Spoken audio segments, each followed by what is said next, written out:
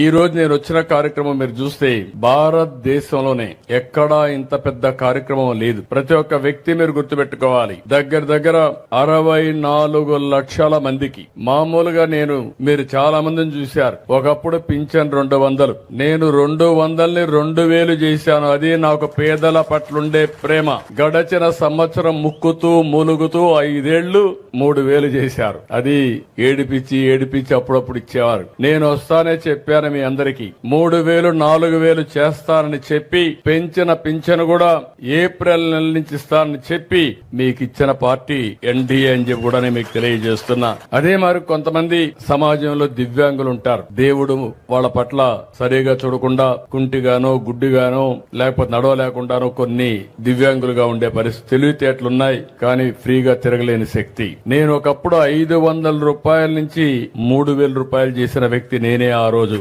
మీరు గుర్తుపెట్టుకోవాలి. ఈ రోజు 3000 నుంచి 6000 చేశాను. అంటే 14 నుంచి ఈ రోజు వరకు 500 నుంచి 6000 దివ్యాంగులకు ఇచ్చామంటే అది వాళ్ళ పైనుండి నాకు ప్రత్యేక అభిమానం అని చెప్పి కూడా నేను మీకు తెలియజేస్తున్నా.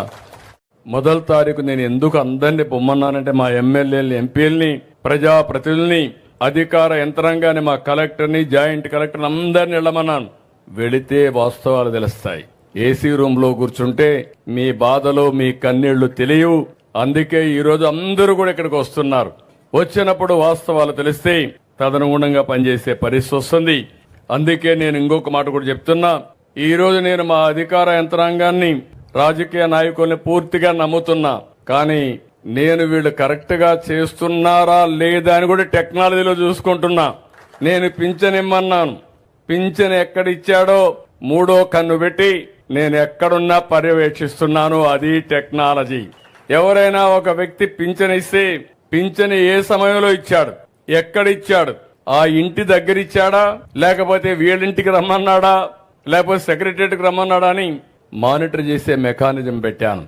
దీనివల్ల ఎవ్వరు కూడా తప్పించుకోలేరు. ఈ రోజు మీరు చూస్తే 7 గంటలకు ప్రారంభించాం. 10-11 గంటలకు 10కే 80% పింఛన్లు డిస్ట్రిబ్యూట్ చేశారంటే మనస్ఫూర్తిగా అధికార యంత్రాంగాన్ని అభినందిస్తున్నా. పేదవాళ్లకు మీరు అండగా ఉండండి, మీకు తోడుగా నేను ఉంటానని అధికార యంత్రాంగాన్ని కూడా విజ్ఞప్తి చేస్తున్నా. నాకు కావాల్సింది ఒకటే, ఈ పేదవాళ్ల జీవితాల్లో వెలుగు రావాలి. మీరు ఆనందంగా ఉంటే చూడాలని ఏకైక కోరిక తప్ప నాకు ఇంకొక కోరిక లేదు. Welcome back to YVR channel. మా ఛానల్ మీకు నచ్చినట్టయితే లైక్ చేయండి, షేర్ చేయండి, కమెంట్ చేయండి, అలానే సబ్స్క్రైబ్ కూడా చేసుకోండి. పక్కనే ఉన్న బెల్ ఐకాన్ని మాత్రం క్లిక్ చేయకుండా మర్చిపోవద్దు. ఎందుకు అంటే మేము పెట్టే ప్రతి వీడియో కూడా మీకు నోటిఫికేషన్ రూపంలో వస్తుంది. అండ్ ఈ ఛానల్ని మీరు సబ్స్క్రైబ్ చేసుకోవడమే కాకుండా 10 మందికి షేర్ చేయండి, సబ్స్క్రైబ్ చేసుకోమని చెప్పండి.